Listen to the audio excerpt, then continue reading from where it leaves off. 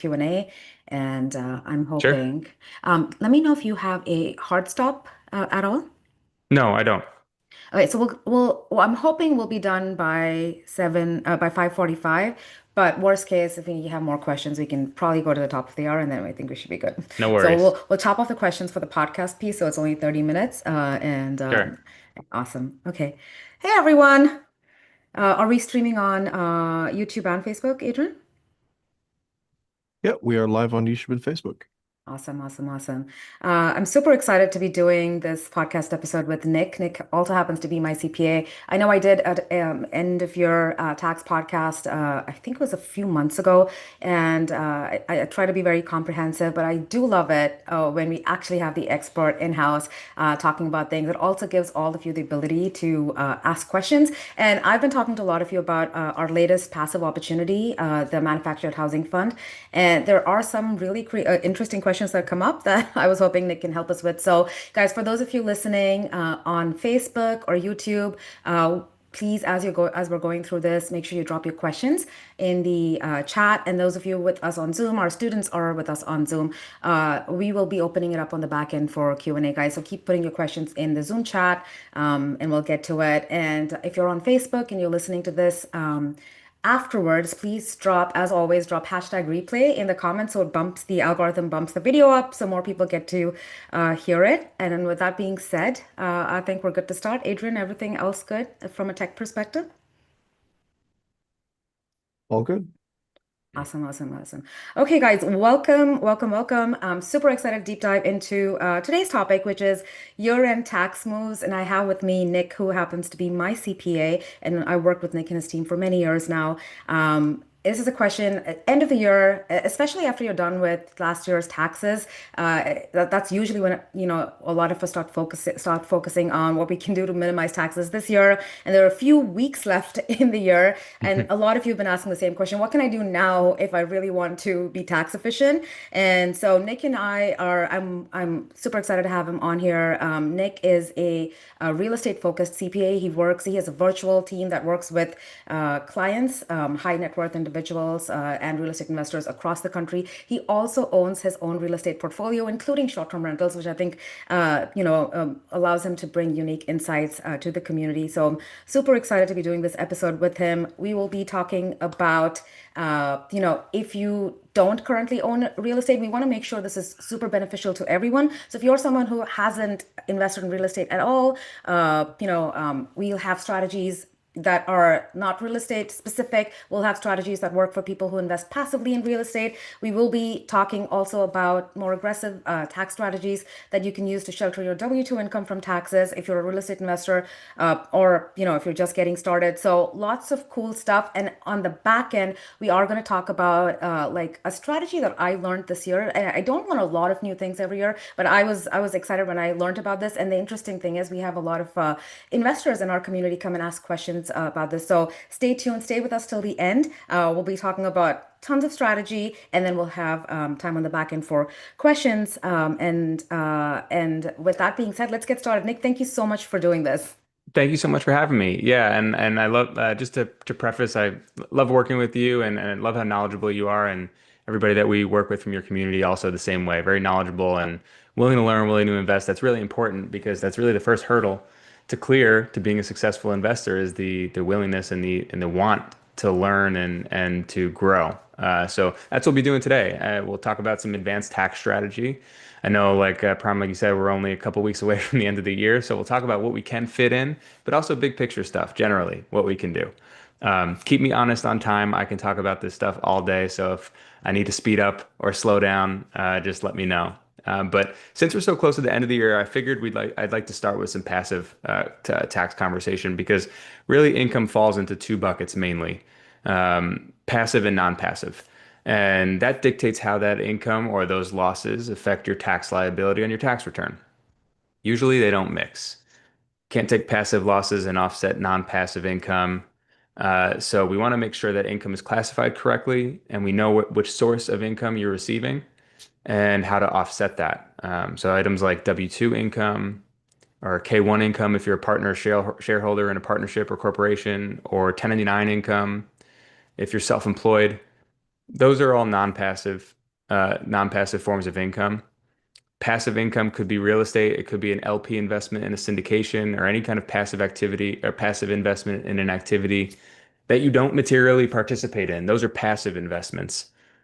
And this year, I mean, towards the end of the year, there really isn't enough time left now to get into an investment or a business that requires you to materially participate, meaning spend a certain amount of hours throughout the year, because it's so close to the end of the year. There just isn't enough time to find, acquire, participate, place in service, get renters, or do all. It takes time.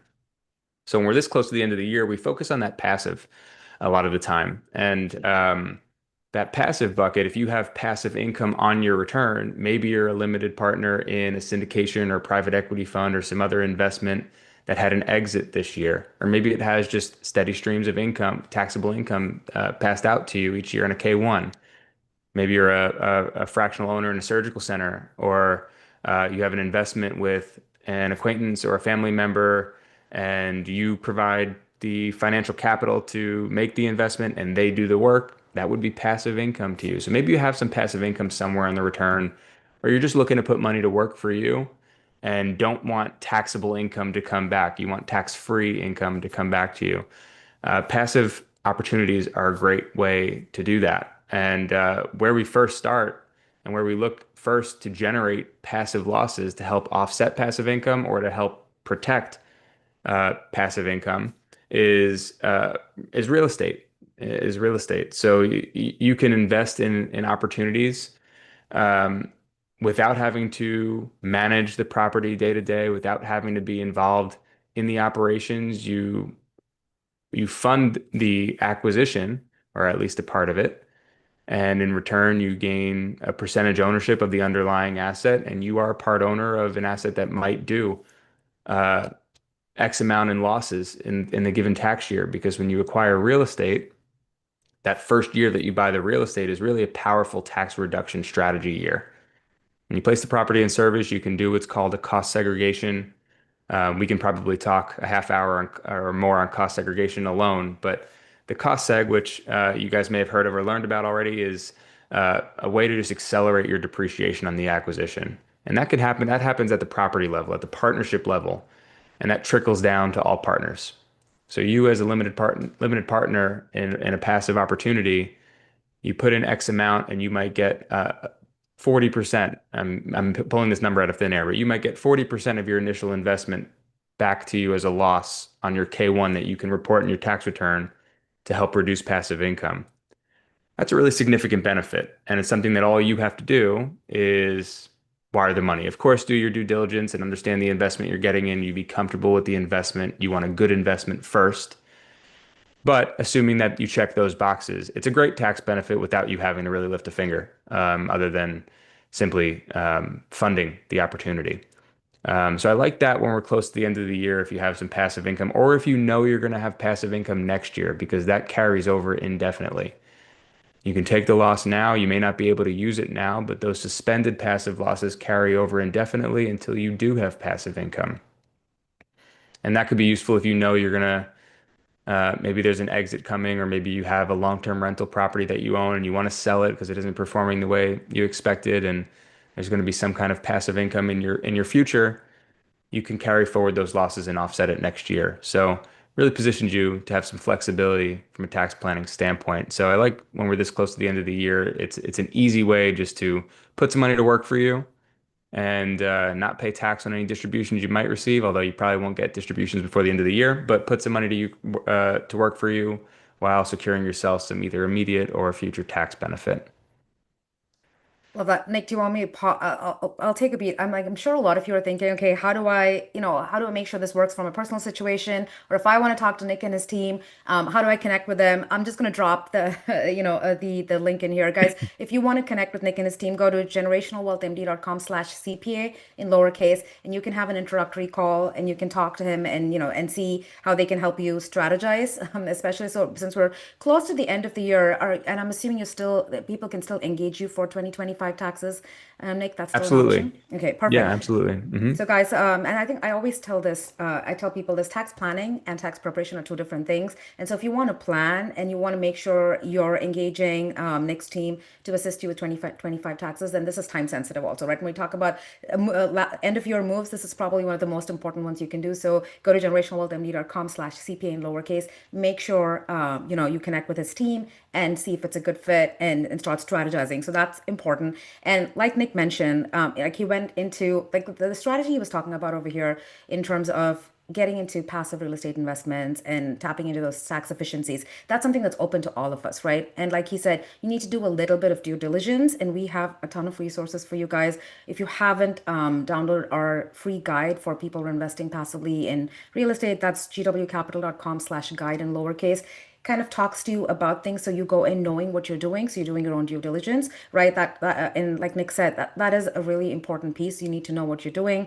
And if you're looking for an opportunity before the end of the year, and which is why I'm excited when we have end of the year opportunities, because you get a flood of soft commits, a lot of people interested, because everyone is like, and it happens to me too, right? Last minute I'm like, okay, what are my numbers? How much do I need to invest to make sure I'm being tax efficient? We have an opportunity right now, and the last day to soft commit is tomorrow, so make sure you're at least going reviewing it and putting your non-binding soft commit in, so you have a spot and you can do your due diligence. You can hop on a call with the team. But that's gwcapital.com/mhp fund one, the number one, all in lowercase. What I love about this opportunity is that we're talking about taxes. This is an opportunity where the tax losses that Nick was talking about, you get about 120% depreciation losses over 3 years, right? And so you get to use that towards the distributions that you're getting, like Nick was saying, which means that you have cash hitting your bank account every quarter from cash flow, and that's tax efficient. You aren't paying, you're deferring paying taxes on it. And hopefully we have time to talk about like back end strategy and how you can, keep deferring having to pay taxes on the income that you get from these opportunities and from the capital gains on the back end as you get the profits. But this is a great opportunity, 7 to 8% cash flow day one, projected 15 to 20% IRR, and then the tax losses, over 120% tax losses over 3 years, right? So a lot of interesting stuff. Go check it out. It's gwcapital.com/mhp fund one, the number one, all lowercase. And like Nick said, it's an easy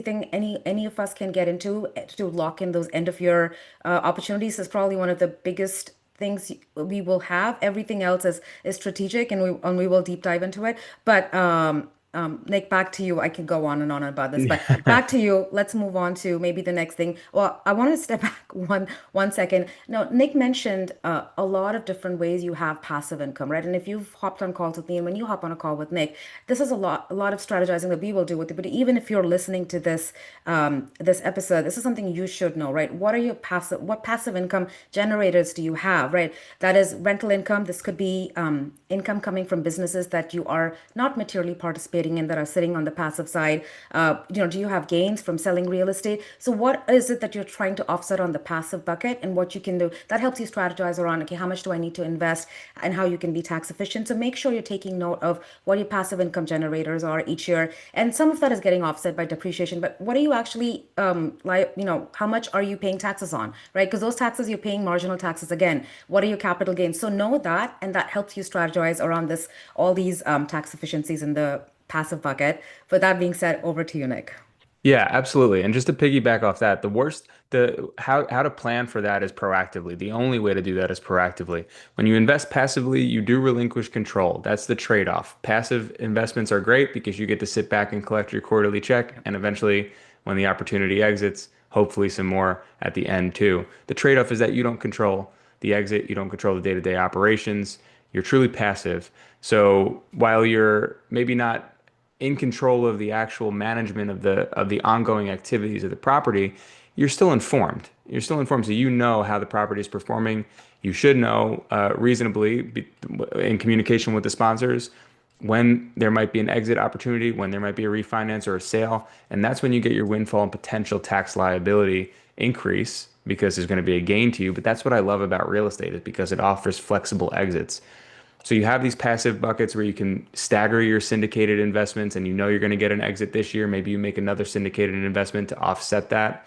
And it can be really flexible.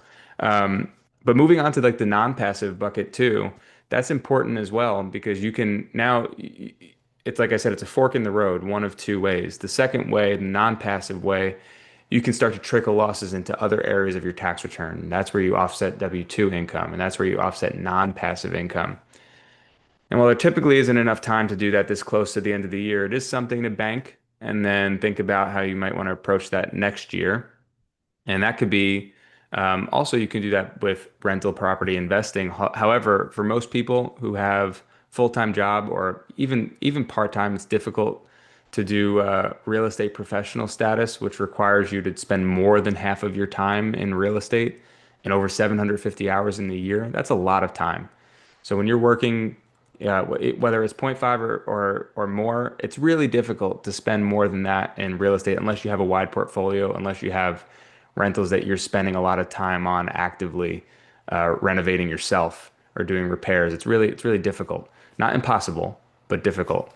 So we see a lot of short-term rental investing for non-passive and people who are working and want some non-passive tax losses. They target short-term rental investing because you can the requirements to make that non-passive are much less intense than real estate professional. You can do it with a full-time job. Basically, you just need to materially participate, and that's a long conversation. So, material participation basically means you have to hit a certain number of hours for the year in order to qualify, and you have to keep the average length of stay to 7 days or less. So, a short-term rental, almost like you're operating a hotel. Um, and that would give you non-passive status. And then you do the same strategies that we just talked about with passive investing in a syndication, for example. Cost segregation, bonus depreciation, accelerating your non-cash deductions because depreciation is a non-cash deduction. When you buy the rental property, depreciation is calculated on the full value of the purchase price. Even if you only put a percentage down and you fund the rest with the mortgage, you're still getting the benefit calculated on the full value. That's really where the benefit is coming from. So depreciation is telling you that you can deduct that purchase price over a certain amount of time as defined by the IRS. For short-term rentals, that's 39 years. For long-term rentals, that's 27 and a half years. That applies to if you own the property directly or if you're a 0.5% owner in a syndicated apartment building. It's the same class life for residential and non-residential real estate. So that's a long time. Recovering that benefit over 3 or 4 decades is a really long time. So we want to accelerate that as much as possible. How do we move up that depreciation and get you as much of that as possible now? Because it's a non-cash deduction. You don't pay for it. It's a tax adjustment. So to reduce your taxable income without having you to spend the money, without having you be required to spend the money to get that reduction is extremely valuable. You keep the cash in your pocket, you get the tax write-off, and you recycle the tax savings. That's really a key to scaling your portfolio and leveraging the growth of your investments. And that's what this strategy does. And you can copy and paste that idea across other areas of investment as well.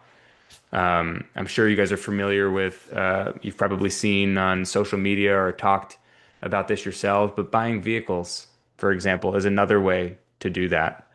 Now you have to be careful with how you purchase and use vehicles for business purposes. But assuming you meet the criteria to make it a business vehicle, you track enough miles to make it a business vehicle, it has meets the criteria to be bonus depreciable over 6,000 pounds. And I just want uh, to interrupt because I feel like sure. compelled to say this could mean a Tesla Model X. This could be I think there are certain BMWs, I think it's an X7 and a Q5, a Q7, I believe, that qualify, right? So there are certain criteria Mhm. that need to be met. But sorry, go ahead, Nick. Exactly. Certain criteria need to be met. If you want a pickup truck, the bed length has to be over 6 feet. So there's certain criteria depending on the vehicle you want.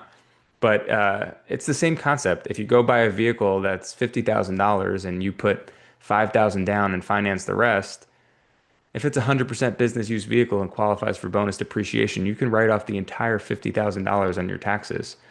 It's the same concept, non-cash deductions, because you're only paying this amount, you're financing the bigger amount, but you're still getting the write-off on the whole purchase price. So there's different strategies with vehicles. If you have a business, if you have a W-2, realistically, you won't be able to use a business vehicle. You won't be able to write it off against anything because a W-2 isn't business. Correct. If you have 1099 income or K1, or if you have a rental property, or if you don't have any of that and you're okay with making the vehicle the business itself, you can purchase the vehicle and rent the vehicle out, and make the vehicle the business asset. On an app like you would rent a short-term rental on Airbnb, you would rent a vehicle on Turo or a similar platform. So you can make the vehicle itself a business. A business doesn't have to attach to another business that you may or may not have.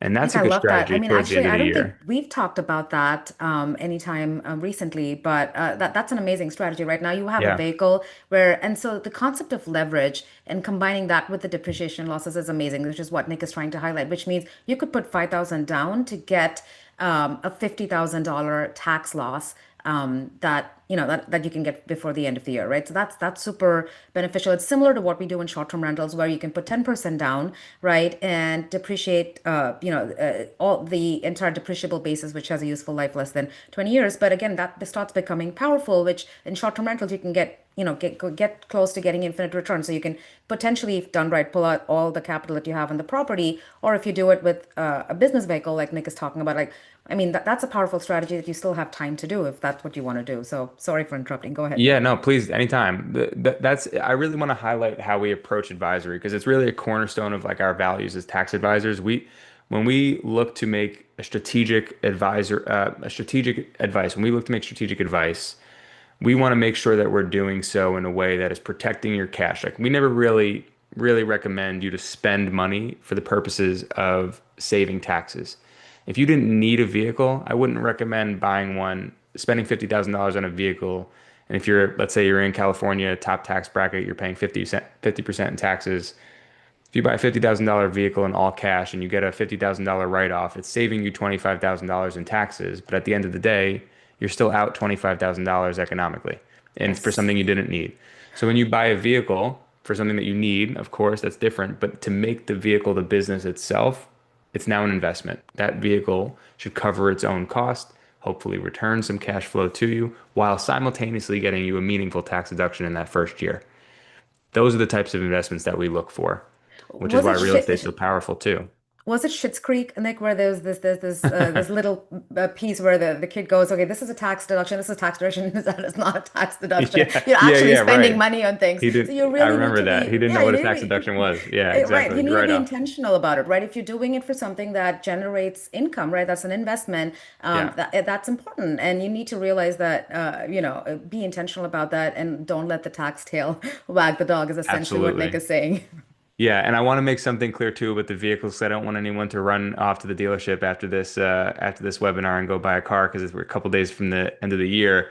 But if you make it 100% business use, that's fine for the end of this year. However, you need to keep the business use tracked by mileage. You need to keep the business use over 50% for 5 years to avoid recapturing that depreciation. You can't buy a vehicle now, use it for 2 trips, and say it's 100% business, and then turn that into your personal vehicle next Yes. year. Wouldn't work. You have to, the IRS has this rule in place to avoid exactly that. So it has to be over 50% business use based on mileage for at least 5 years. Otherwise, you'll have to recapture some of the depreciation. So that's one caveat with the vehicles, but still a great strategy. And just, that's another example, real estate, vehicles, and then you can extend that to other areas of investment as well. We've seen people do this with ATM businesses, landscaping businesses, laundromats, car washes, gas stations. There's no shortage of investments you can make that have depreciable assets that you're acquiring that follow the same principle. Leverage the purchase, depreciate assets, and accelerate that non-cash deduction. However, with all of these things that we're talking about here, you need material participation. Material You have to participation. spend a certain amount of time given in the year to be able to qualify for it. But very powerful strategy if you have the time to do that.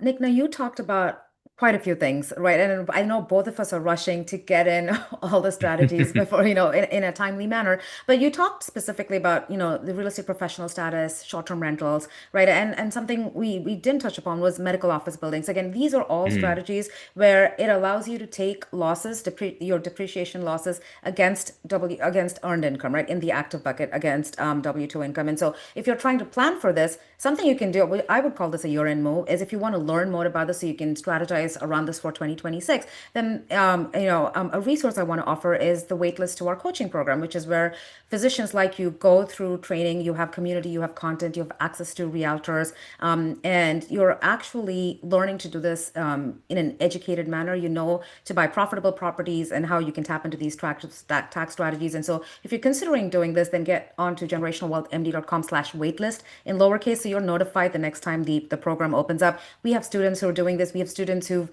acquired medical office buildings that they have their practices in and sheltered 800,000 of clinical income from taxes in 1 year, right? So when done right, this is a very powerful strategy. Same thing with real estate professional status and short-term rentals. You could buy properties and use leverage and generate significant tax losses, but this is the time to start learning about it so you can do this for 2026. And Nick also highlighted non real estate strategies where you can do this with business vehicles using leverage, businesses that you're materially participating in. Again, this is a great time to start learning about that if you want to do that for 2026. I wanted to talk about exits on the back end, Nick. What I hear sure. sometimes, which I think was very interesting for me, and I don't know if you've heard this. Sometimes people come into the real estate ecosystem and we talk about tax strategies and they feel like, okay, you have it on the front end, but you're recapturing it on the back end. So what's the whole point if you are recapturing it on the back end? And it blows people's minds sometimes to realize that you potentially never have to recapture those taxes. Can we talk a little bit about back end exits and how to be tax efficient and maybe even step up in basis very briefly, because I feel like I'm throwing you off tangent because not really your end, but just like a real quick, information for people who are listening. Yeah, there are a bunch of ways to exit real estate cleanly or defer the tax. Deferring tax and avoiding tax are two different things. Deferring tax, you're kicking the can down the road to be realized later, possibly. There are ways you can defer it indefinitely, eventually, ways that it can go away. And then there are ways to avoid tax, just completely extinguish it. So yeah, exit real estate offers great amount of exit benefits because it produces capital gain and it produces recapture. But you can defer both of those in a 1031 exchange. That's one example. You can do an opportunity zone investment. Although we're in a very weird time with opportunity zones right now. 2026 is going to be like a dead zone for opportunity zones. But it'll revitalize in 2027. So that'll come back. Um, so opportunity zones is another good way to defer capital gains. Installment sales are great. You can for what I love about real estate exits, there's a 1031 and there's something that we call the lazy 1031, I'm glad which we're is talking about that because there are lots of questions around that. yeah, which is basically like I mean a 1031 exchange, you have to go through a very procedural and strict process. You hire a qualified intermediary. You have to identify a replacement property within 45 days of selling your property, and close on the replacement property within 180 days of selling the property. So the timeline can be tight, and depending on the climate and the market that you invest in, it could be really hard to succeed in the 1031 exchange to pass. So if you don't want the pressure of having like a 6 month timeline, if you're doing this in the beginning of the year and you're selling your property early, you can extend that timeline by doing what we call lazy 1031 exchange. And that's basically selling the property outright and then buying a new property in the same tax year because you can do things like cost segregation and generate losses from that new property that can offset the gain in a separate area of the tax return, but accomplish the same thing. It accomplished the same thing. At 1031, you're deferring the tax, but at lazy 1031, you're increasing your income and you're decreasing income in another spot, and you're washing it out essentially the same way. And I actually like that better, not only because of the additional timeline, but because when you sell a property and you recognize that gain on the return, you're paying, especially if you held it longer than a year, you're paying long-term capital gains And even the depreciation recapture on Section 1250 property is capped at 25%. So at a max, you're paying 25%. At a max long-term capital gains, you're paying 20%. If you're a high income individual in a high tax state, that's pretty favorable. So we would put that gain on one section of the return and understand that we're recognizing that gain. And if you buy another property and that creates losses that you can offset, those losses actually offset your ordinary income first. So if you have high W-2 income or high K-1 income or high 1099 income, you have a $100,000 capital gain and a $100,000 loss from your newest real estate acquisition, that $100,000 capital gain is going to be taxed at 20, 25%, but that $100,000 loss is going to save you 37% if you're in the top bracket. So you can see how big of a delta that is. And the bigger the gain is, the more this impacts you positively. So it's a dual benefit. So when you're thinking about exiting real estate, you have a lot of different options on how to exit cleanly and efficiently. Worst thing you could do is sell the property and then contact your CPA and say, I sold this property. How can I save taxes? Because at that point, a lot of times it's too late. You want to have a plan. If you know you're going to sell or you want to sell, never too early to start planning for that. Because some of these things, especially when you're moving real estate, it can take a long time. It might not be quick. It's not like selling a stock.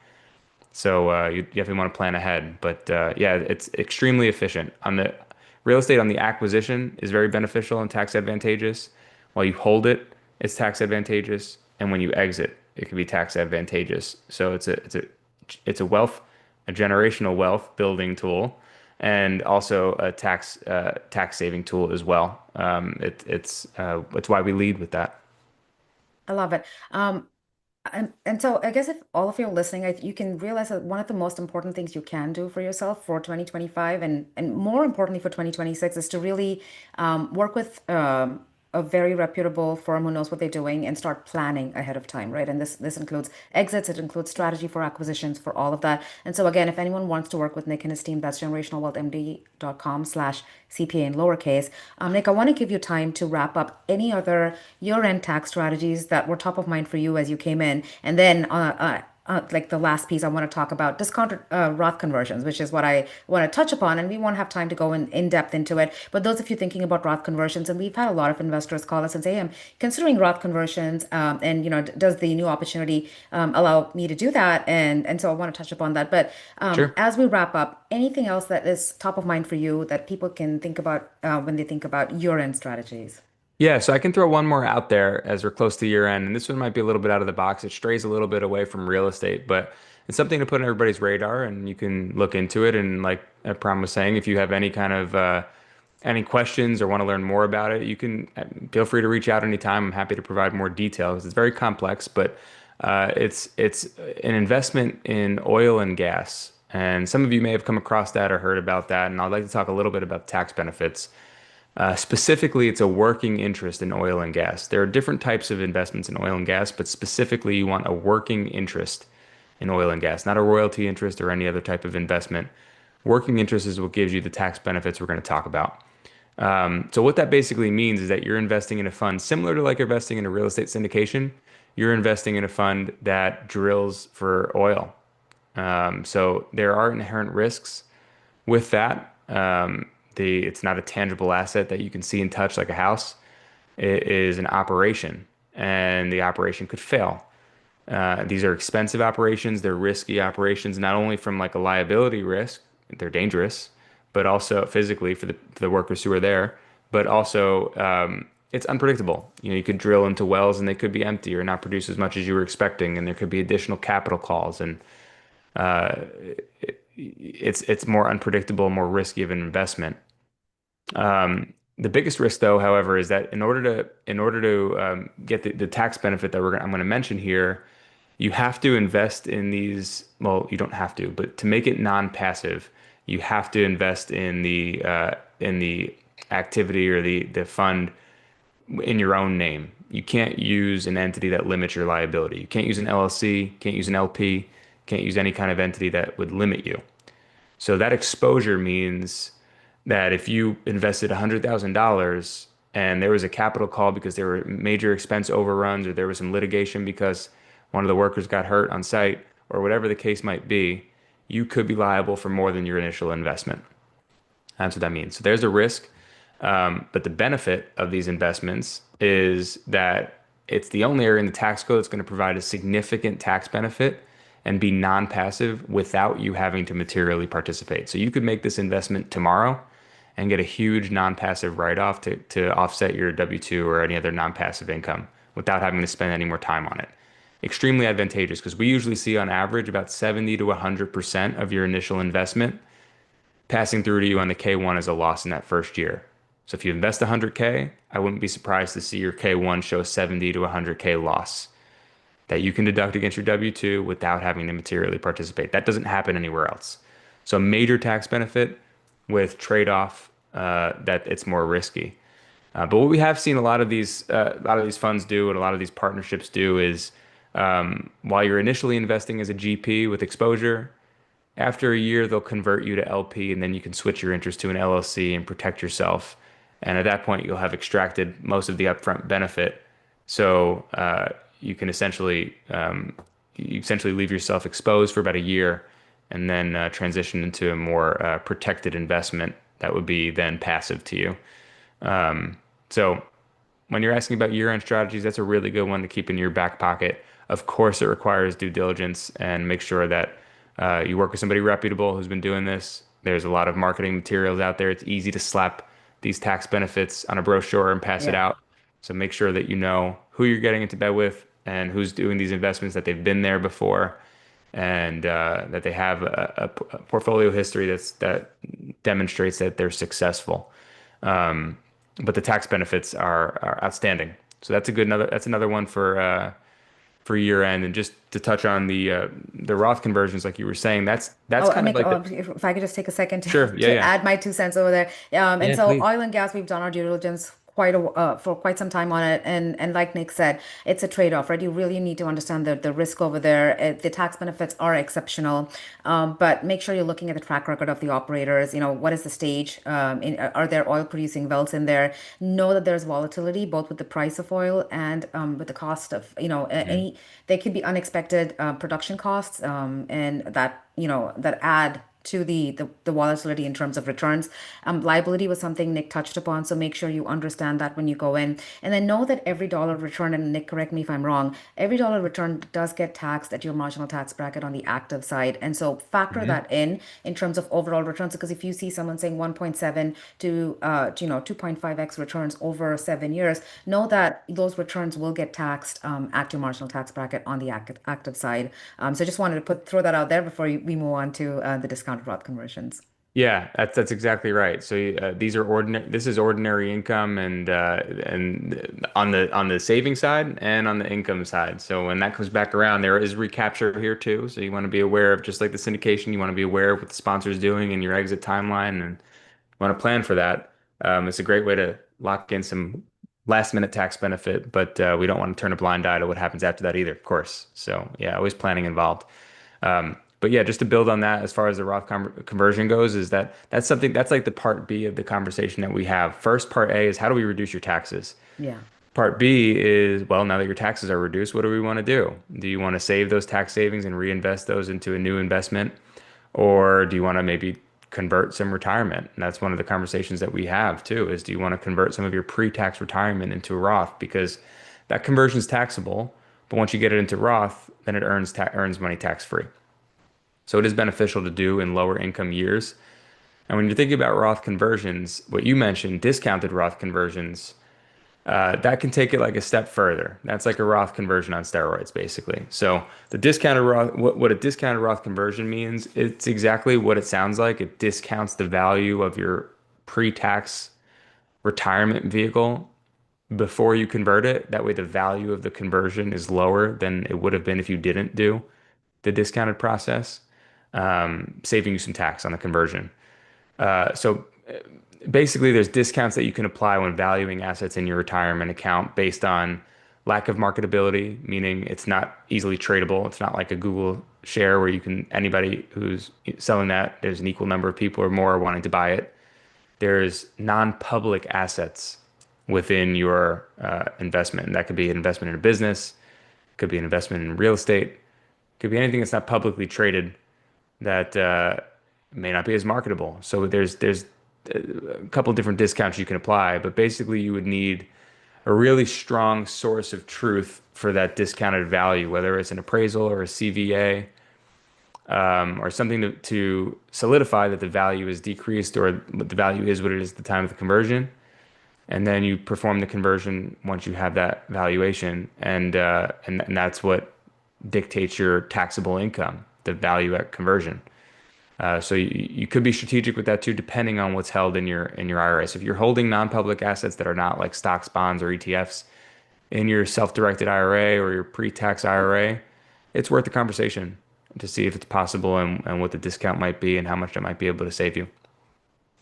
That's awesome. I feel like we could go on, and I told you we'd probably do 20 to 30 minutes, Nick, and we're at 40 minutes. So we'll wrap it up at this point. But I hope this was super valuable for all of you. And I think the if when we're talking about year-end tax moves, I think the most important thing you can do is to really talk to someone about your personal situation, start planning for next year, and get those tax preparation services engagement locked in. So you're working with a really strong team. And so if you're looking to work with Nick and his team, guys, please go to generationalwealthmd.com/CPA in lowercase, and they do a free introductory call and they get to understand your situation. And that's a good place to get started. If you're thinking, okay, I want to lock in some passive losses before the end of the year, right? You have a few weeks. We still have the last opportunity of the year. That would be gwcapital.com/MHP fund the number one in lowercase, and that's going to allow you to take a look at the webinar, book a call with the team. We're getting really close to the soft commit deadline, so if you want to take action, lock your non-binding spot in and then hop on a call with the team so you can learn more about that opportunity and see if it's a great fit for you. I mean, again, that's one where we have significantly higher depreciation losses than we ever have had. High cash flow day one, like Nick and I have been talking about, that is going to be tax deferred, so you don't have to pay taxes on that as it hits your bank account, and really strong IRR numbers. So take a look at that. And if you're learning for next year to see how, a real estate professional status or short-term rentals can work, then get on the wait list. That's generationalwealthmd.com/waitlist in lowercase to learn more when we do open up the next cohort for the coaching program. But with that said, Nick, thank you so much for doing this. Again, you're such a wealth of information. I keep learning new stuff every time I talk to you. Thank you. Thank you so much for having me. Yeah, I know it's a lot to fit in a short window, so I hope it was valuable. You guys got some value out of it, but always happy to talk anytime. I'm happy to do it.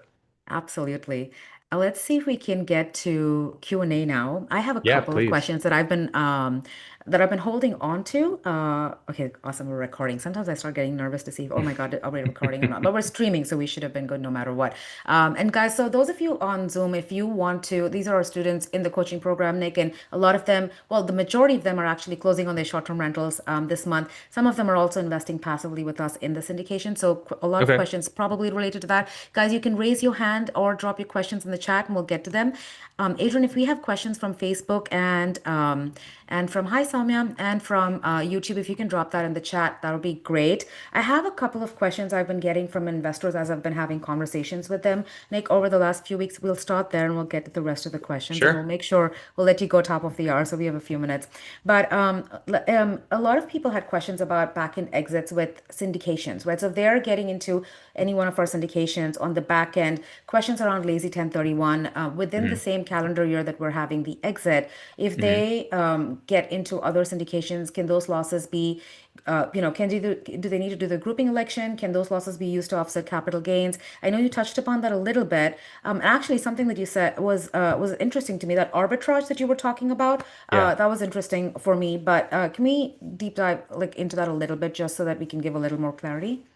Yeah, of course. You can do that. You can, all passive income goes into the same bucket. You don't need to group. It's all passive. So if you have Okay. an exit on a syndication and you have some gain coming your way, keep in mind too that your cash receipt on exit or even your cash distributions while the property is being held will never equal your taxable income or taxable loss. There are too many adjustments, right? Debt service payment is not a it's a cash out, but it's not a tax deduction. Depreciation is not cash out, but it is a cash deduction. There's several tax and cash flow adjustments. So when you're receiving quarterly distributions or monthly distributions, or you receive a distribution upon exit or sale or refi, the cash you receive is not your taxable income. Hmm. It could be very different. It could be more, it could be less. Hmm. So what's taxable is on your K1. So when you receive a taxable distribution or a taxable assignment of income, that is what goes into your passive bucket. and that is what you can offset with other passive losses. So no need to group, but yeah, we call that staggering your syndicated investments because if you were to take if you have $500,000 to invest and you were to make five $100,000 investments in the same year in five different syndications, now you have five separate investments that might be on the same timeline, 3 to 5 year hold, and now you might set yourself up for a potentially hurtful tax year in 3 to 5 years if they all exit if you don't have capital to stagger them. So doing that in bunches year after year really helps spread out and just gives you some flexibility when tax planning. But they Oh, all go into one bucket.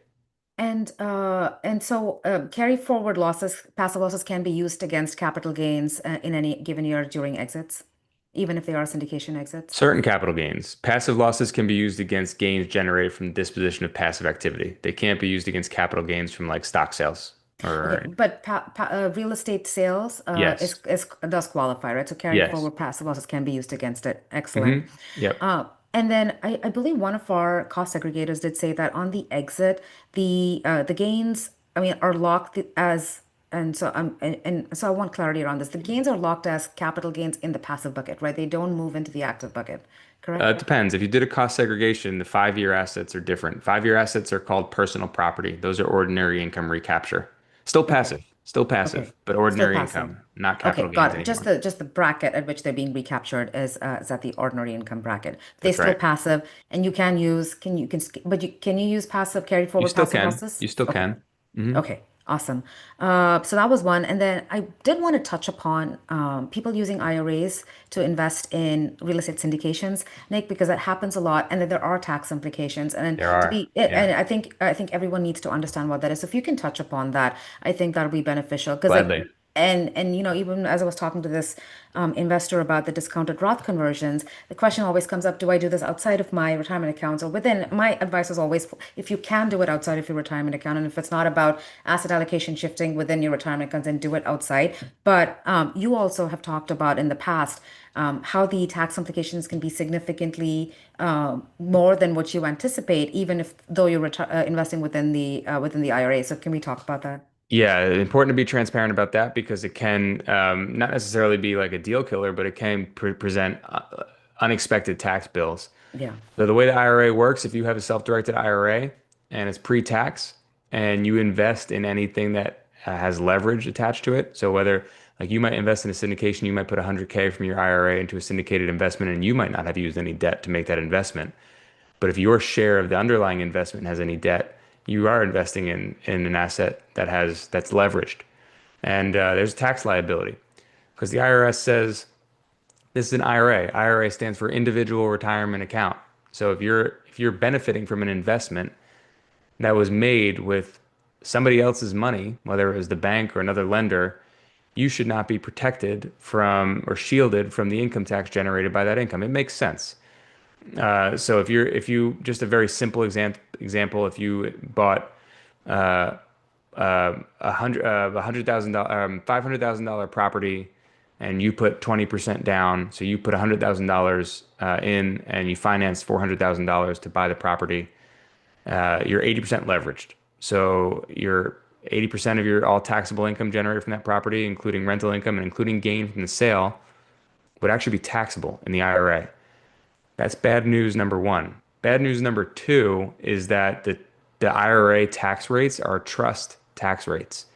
And trust tax rates, the rates themselves are the same as individual tax rates, 10, 12, 22, 24%, 32, 35, 37% at the top bracket.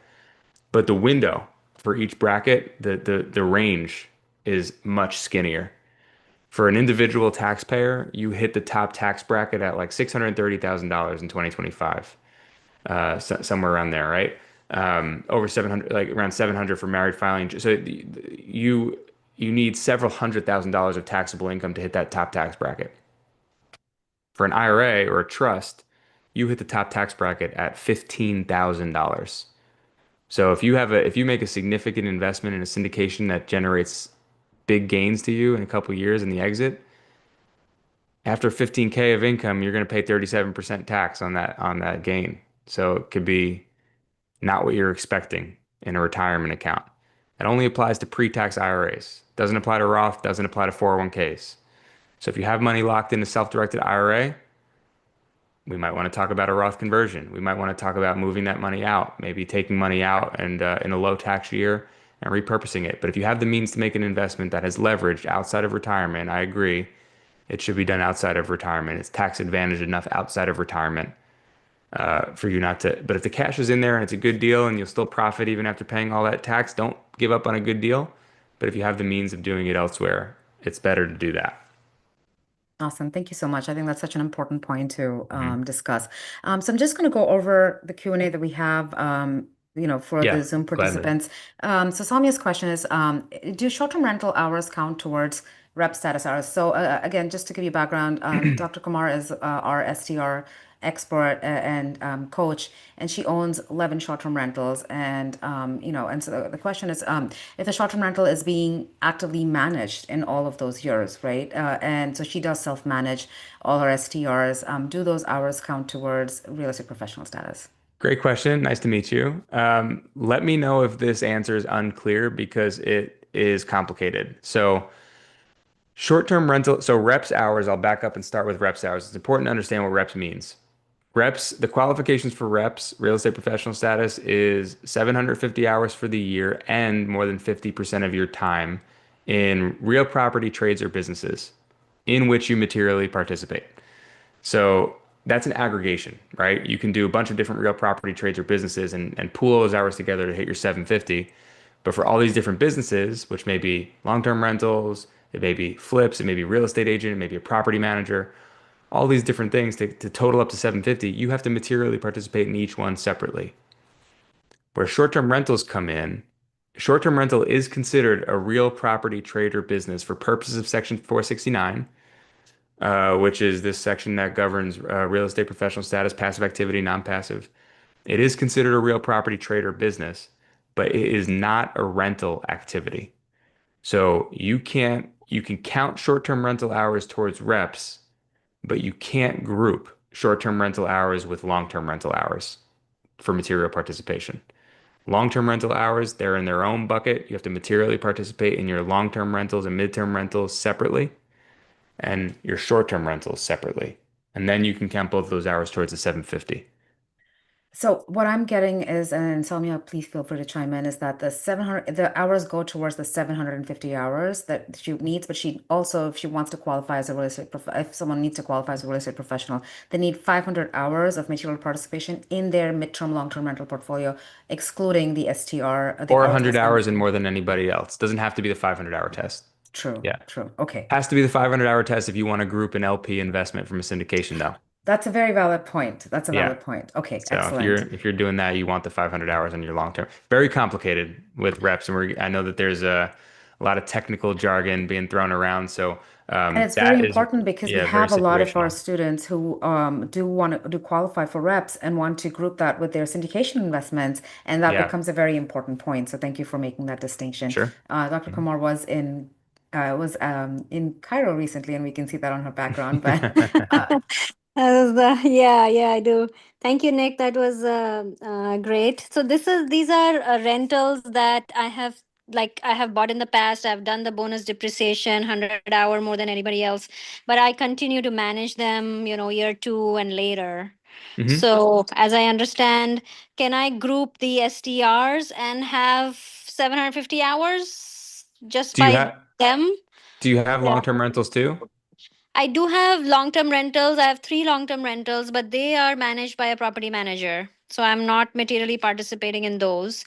And then I have 10 short terms where I am materially participating, and I do more than 1,000 hours probably for that, for My those goal would short term ask rentals. my question would be to ask you what your goal is with reps because if you don't Mhm. need reps for long-term rental acquisition, you don't need reps. You can just do the short-term rental material participation and still benefit from group those together or some of them maybe depending I on see. different Right. factors. But reps is really only beneficial if you have long-term rentals that you want to Hmm. create Hmm. losses for, convert to non-passive.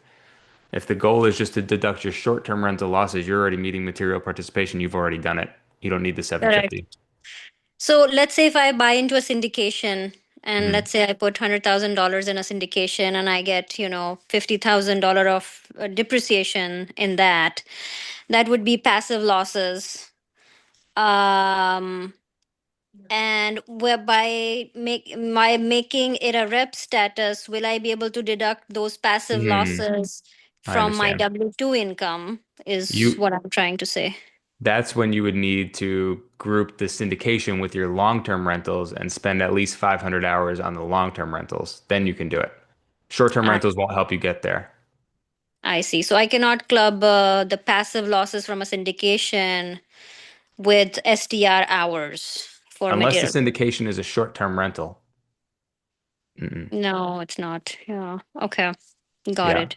Really good question, though. Sorry I didn't have a better answer or a No, better that's outcome. great. That's great. I have more clarity now. Thank you. Mhm. Thank you, Soumya. And another important distinction is, and this holds true for a lot of our students also, in year two, the short-term rental income may not even be hitting the active bucket if you're not materially participating. So that could be passive income Good that, point. that you are again paying marginal taxes on. And so that's a time where you want to think about how do I reduce that passive income with passive losses, and syndications may help over there. So again, the strategy is going to be different for different people depending on how that income is hitting you, which is why at the beginning we talked about we really know your numbers, right? What are you getting on the passive side? What is that income looking like after all your depreciation losses? Because you need to start after a certain point. For many of you, you'll be strategizing around your active income reduction and your passive income reduction, because both of those, if you're paying marginal taxes, then reducing each of those is almost as beneficial. Nick, correct me if I'm wrong. No, you're absolutely right. Yeah, you're absolutely right. We see that strategy a lot where people buy a short-term rental in year one, put their time in, material participation, get the tax benefit, and then in year two, either hand it off to a co-host or property manager, bump the average length of stay to over 7 days, or just don't participate enough. And now it's passive, and now we're looking for passive losses to Yeah. generate to offset the possible taxable income. Absolutely. Perfect. Okay, awesome. This was really helpful. We have a few questions. Can you stay 5 minutes longer, Nick? We'll try to Yeah, get to as please bring many them as we on. can. Okay. So Pooven, nice to see you on here. Pooven's question is, for short-term rentals, if we're starting it next week, apart from the 100 hours material participation, which has been ongoing, and just to clarify, acquisition hours, even before you close on the property, as long as it's specific to that property, do count towards material participation, right, Nick? Pre-acquisition hours can be tough. We tend to argue for them as long as we can trace them, like you said, to the property that you acquire. Pre-acquisition hours like market research generally won't count. Uh, Pre-acquisition hours like making an offer with your agent or reviewing contracts with your attorney or gathering loan documents with your lender, coordinating the inspection, like those will count going to closing. Even if you do some maybe pre-acquisition online shopping for interior design or furniture setup, those hours we count, but like targeting markets and making a bunch of offers and going to open houses, those we won't even bother putting on the log because we know with pretty fairly certain that they're not going to count. Yeah, thank you. And those are in distinguishing investor hours from hours that are specific to the property that you end up closing on. Hmm. And so there were a lot of questions regarding that. So thank you for providing clarity. Sure. I think Puvan's question is, how many bookings do you need to have before the end of the year to ensure that you are being compliant? At least one, two would be nice, but at least one. You can't do it with zero because you can place a property in service with zero, but you can't prove that the average length of stay was 7 days or less. So the IRS will default to a long-term rental without any stays. And they've proven that with a tax court case back in 2022. So you need at least one stay. If you're an extremely literal person and you want undoubted peace of mind, then have two stays so you can calculate an average. But with one stay, you can determine that as long as you have history beyond that. You don't want to put a property in service now, get one stay for Christmas, let's say, and then next year convert it to a long-term rental or convert it to a personal property. That wouldn't work. The optics of that doesn't make sense. The IRS, even though you technically met the criteria, the IRS wouldn't allow that. They want to see that the intention of this property was a short-term rental, and you kept it that way after the year ended. So when you do a late year acquisition, you only get one or two stays. Make sure you're diligent about some January stays too and February stays, and you want to show that this is a concerted effort to make this property a short-term rental, not just get some tax benefit towards the end of the year. Thank you, Nick. Actually, that was very poetic. If you're a literal person and you want undoubted peace of mind, I liked Yeah. that. But going back to that, if you suppose you place it in service and you don't have any bookings for whatever reason, but you're running it as a short-term rental all of the next year, what does that do to audit risk in your perspective? Well, my suggestion and my recommendation at that point would not be to place it in service that year because you technically waste it. I don't want wasted is a bad word, but you would put it into service and it would be passive. And if you did a cost seg, it would have to be passive and you wouldn't get the non-passive treatment. But what we do say is like a stay doesn't mean you have to have it listed on Airbnb. You don't have to have a booking. If you have a friend that's nearby and they want to spend the weekend at the house, like you could do that. You don't have to, it doesn't have to be on platform. What the IRS needs, and I've been through enough of these audits to know what they're asking for, undefeated, by the way. But if they're asking you, if you see a stay, they want to see a signed renter agreement for that stay. They want to see that it was fair market rent, and you could still offer a discount. I wouldn't go beyond 20% of what market rate is, and they want to see the deposit coming from that person actually hitting your bank account, cash transfer. So those are the three things that will legitimize a stay in the IRS eyes. They don't care if it's on a platform. They don't even care if you have your permits yet for the city to be able to do a short-term rental. They just care how the property was used and that you have the documentation to prove it. So if you're trailing towards the end of the year, maybe a renovation went extended and went a little past the expected completion time, or maybe you're just having bad luck on listing because maybe it's not a market that really supports winter listings. You can get somebody you know in there. I'd avoid family members, but friends, acquaintances, somebody that you can get in there and uh, and still do this strategy. Okay, I love that because this is the time of the year where these questions keep coming up because we have a lot of students. We have about 70-80% of those who joined the last cohort closing on their short-term rentals this month. So this is super helpful. A lot of work ahead of you guys, but it's possible. Can I So can I ask a quick follow-up? Sure. On the audits, how detailed do they ask the reps hours to be? Can you touch on that? It's different. Sometimes auditors are brand new and don't know what to ask. Sometimes auditors are seasoned and have specific things they're looking for. Sometimes they don't even look at the time log. Sometimes they spend a lot of time on it. Sometimes they're in a bad mood. Sometimes they're in a good mood. It really depends. Um, I've found that with real estate professional status and short-term rentals, which is 98% of the audits we've done, we have to teach the auditor about the strategy. Auditors are not expected to know every single area of the tax code. I don't know every single area of the tax code, which is why I specialize in real estate. We know one area, know it really well. Auditors can audit anything. They don't always know. The computer generates what's selected for examination, and auditor picks it up, and they might not know the strategy. So sometimes that's a hurdle where we have to go in and actually educate the auditor on what this tax strategy is, point them to the code section, point them to regulations and tax court cases. That's why it's really important to prepare. You don't want to do this retroactively. You need to have this proactively. And honestly, we actually just yesterday we posted a blog on this on our site. So if you're interested, shameless plug, if you want to go to our site, iolacpa.com/blog, you'll see the last one on there is about audits. It's about how to prepare for an audit, why real estate investors are audited more than other people, what they look for, because we've been through this and we know. So the time log, I can tell you though, some ask for it, most of them ask for it, but they don't do that with me live in person. So they'll ask for it and they say, okay, we'll review the time log, we'll get back to you. What I can tell you is that the time logs that we've represented on, there's never been a question come back about an inaccuracy or something that was questionable. So I don't know how they actually went through it, if they spot checked it or if they looked at the entire detail log or whatever it might be. I just know that we passed. But we aim to be detailed in the log because my thought process is personally, and the position of our firm is the reality of an auditor who has limited resources and limited time, they're not going to sit there and read every entry of a time log. So they're going to spot check. And if we pass inspection on five that they do, it's going to add credibility to the rest of the log.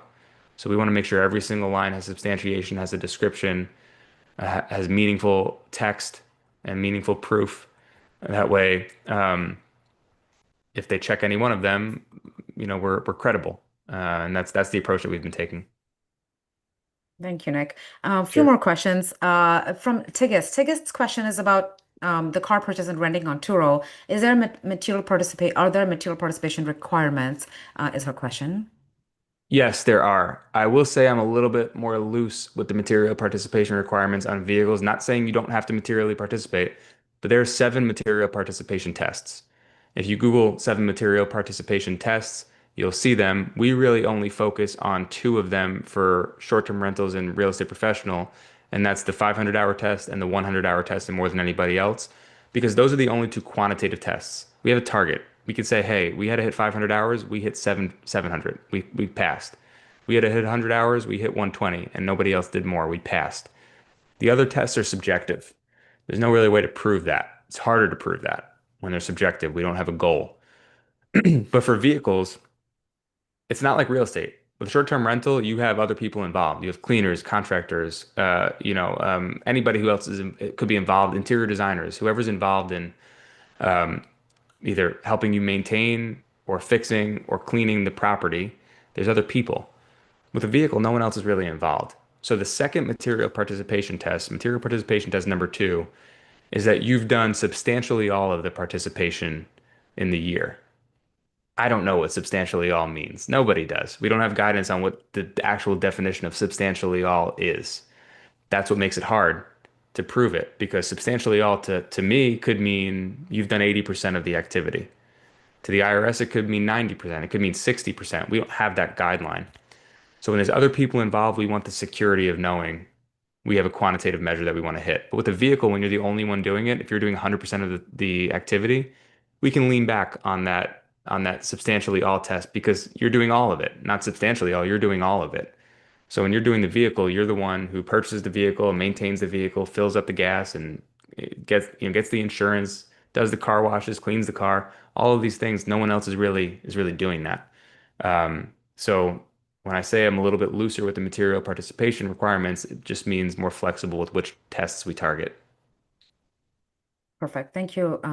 Thank you, Nick. Nick, I have a question from Rachel, who actually closed on her property today, and she has questions about Congrats. material participation.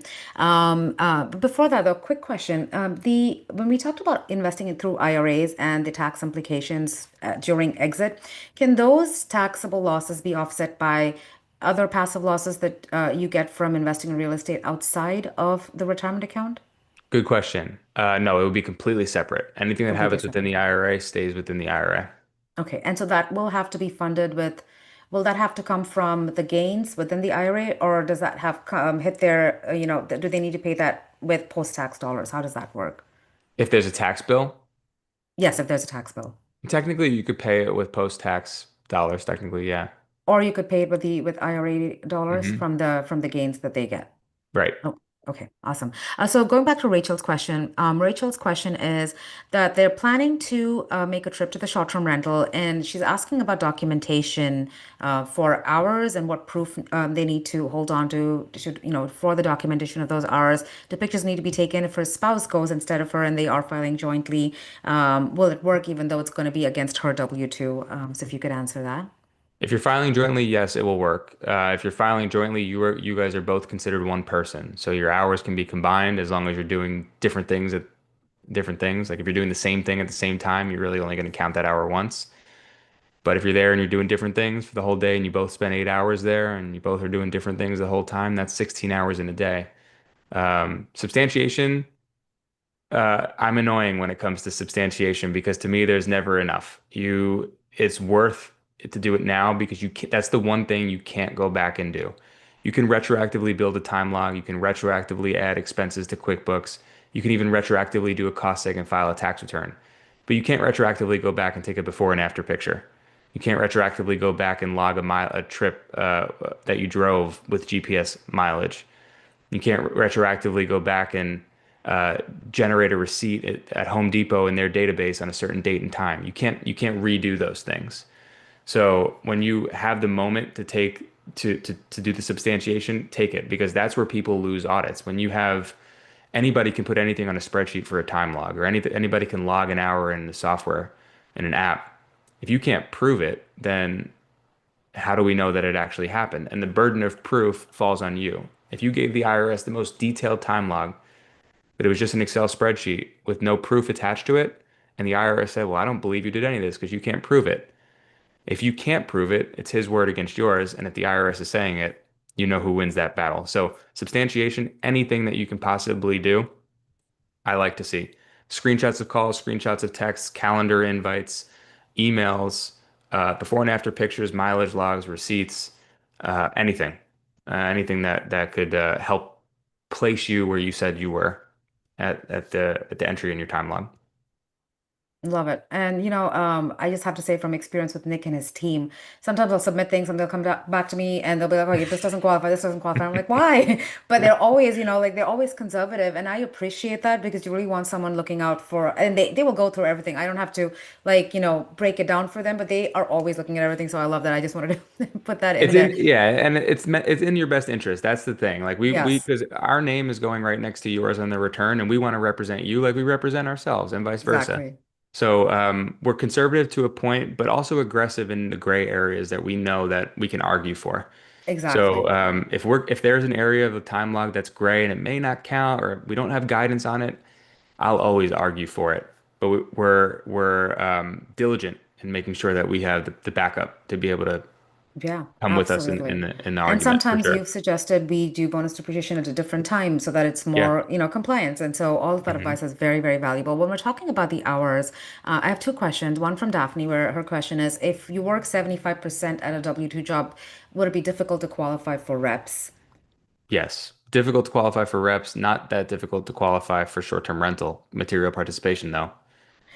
And what do you say? Do you usually say zero point 0.6 FTE? So were you working 3 days out of five? Or where do you feel like you get to the point where you can say, hey, I work more hours in real estate and so I will qualify for reps? It really depends on how you're running your real estate. Like if you were to work, if full time is 40 hours a week and you're working zero point 0.5, then you know that you have to, then you know you're spending 1,000 hours a year at your job. So can you do more than 1,000 hours in real estate? That's significantly more than the 750 required. So if you have one long-term rental property that doesn't need that much work and there's a tenant in there, there's no way you'd be able to qualify. If you have a gut renovation and you're handy and you're going to go in there and do the whole entire renovation for the property and spend several months renovating the property yourself, definitely it's possible. It really depends on how involved you're going to be and what the condition of the property is. Awesome. And then Nikhil has a question about education hours. For attending educational webinars like this, or what our coaching program, or you're going to our like in-person summit. Do those hours count towards reps hours? I don't like answering these questions on these events because the answer is that no, they usually don't count. Um, Do you it, recommend they be logged at all as a buffer or I no? was gonna say like it depend. We moderation and and hours being logical is very important on the time log. So to give an example, there's a court case. The name of the taxpayer is escaping me, but there's a court case where this guy retroactively built his time log. He was being audited for real estate professional status. And he put in his time log things like replacing a toilet, installing blinds, painting a room, some other activities. And those are all valid hours. Those are all countable hours. But he put like 40 hours to replace the toilet, like 70 hours to replace the blinds, and like 100 hours to paint a single room. Completely, that doesn't make sense. Illogical. So even though the hours themselves count, the amount of time invalidated the time log. So that's a situation where the hour counts, but the time doesn't. The reverse of that would be coursework, like if there's not that much of it, or if you can point to a certain course, maybe guiding you on a business decision or an acquisition. If it's few and far between, that's an example where maybe typically a non-countable hour might be able to count because of the logic of how it happened. So it depends. There are times where we leave coursework on the log. Generally, what we'll say is like, you don't want to find yourself at like 102 total hours and 10 hours of coursework. You want to have some buffer on there. Love that. Nick, last question, I promise. So this That's is about okay. oil and gas working interest. I feel like there's so many questions. I'm trying to sift through them to find the ones that give the most value to everyone. Sure. And so sorry guys if we don't get to all the questions, but it's about and so I think this is a great question for people who are considering oil and gas. So the question is there a certain percentage of the initial distributions from the oil and gas working interest that would be tax free, and if held for 3 years, is the recapture on the depreciation written down to zero? I feel like I know the answer to it, but I want to hear what you have to say. Yeah. So Distributions and taxable income is going to be different. So I don't know. It is possible that your first X amount of distributions will be tax free. What I can tell you with certainty is that no matter what your distributions are, they won't equal your taxable income or taxable loss on the K1. Um, the hold period itself doesn't necessarily determine the recapture. It's on exit. If the investment sells, then there will be recapture. And if you had at that point either taken all your intangible drilling costs, your accumulated depreciation, your amortization, yes, there will definitely be recapture on that. And that'll all be present on the K1. You wouldn't have to generate that yourself. It'll all be present for you, but it's important to understand how that will affect your tax liability. Awesome. Nick, thank you so much for being so patient with us. We could go on and on and on for hours, but we'll be respectful of your time. I really appreciate you doing this. And I think we covered a lot of very, very important topics and a lot of questions important, relevant towards the end of the year. And yeah, thank you for doing this. Oh, it's my pleasure. Yeah, like I said, I love the Q&A. That's always my favorite part because you guys ask such good questions and sometimes you ask questions I haven't heard before and it's just if I can add value and help you guys, then I'm always happy to do that. So thank you for the platform and the opportunity and anytime you need me, you know where to find me. Absolutely. I feel like this last month I've been telling people, oh, wait, hold on to that question. And when Nick comes on, Yeah. let's ask him. So I appreciate it. Thank you, everyone, for being patient with us. And Nick, till next time, thank you. Thank you guys so much. Have a good night. Bye, Adrian. Thank you, Adrian.